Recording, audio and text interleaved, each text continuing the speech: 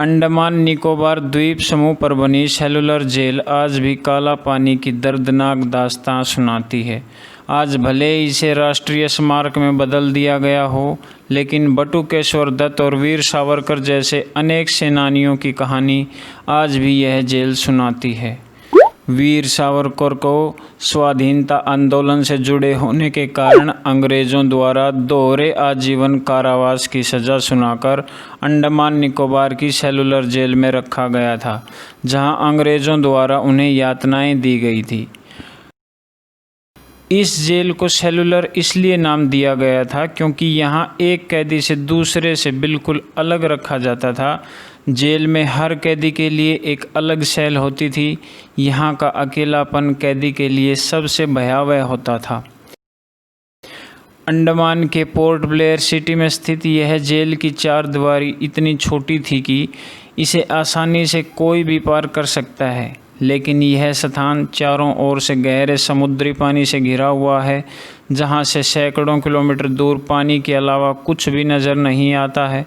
यहाँ का अंग्रेज़ सुपरिंटेंडेंट कैदियों से अक्सर कहता था कि जेल दीवार इरादतन छोटी बनाई गई है।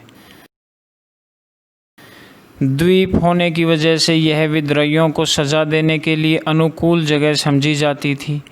इन्हें सिर्फ समाज से अलग करने के लिए यहाँ नहीं लाया जाता था, बल्कि उनसे जेल का निर्माण, भवन निर्माण, बंदरगाह निर्माण आदि के काम में भी लगाया जाता था।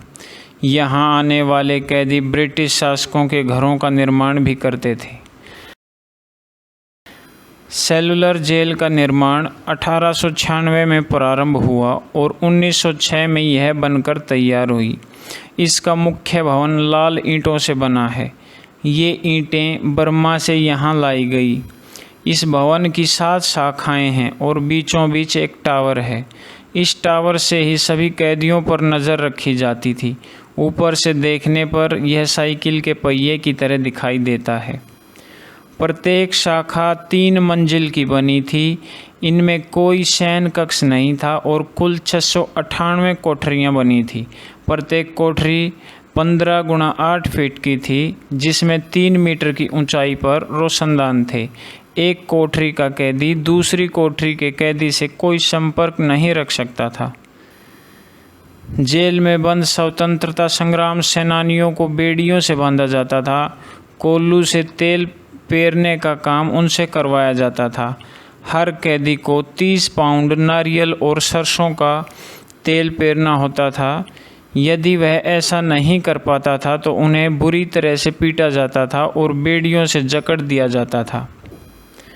जापानी शासकों ने अंडमान पर 1942 में कब्जा किया और अंग्रेज़ों को वहां से मार भगाया। इस जेल की 7 में से 2 शाखाओं को जापानियों ने नष्ट कर दिया था। द्वितीय विश्व युद्ध खत्म होने के बाद 1945 में फिर अंग्रेज़ों ने यहां पर कब्जा जमाया। भारत को आज़ादी मिलने के बाद इसकी 2 और शाखाओं को ध्वस्त कर दिया गया। शेष बची 3 शाखाएं और मुख्य टावर को 1969 में राष्ट्रीय स्मारक घोषित कर दिया गया।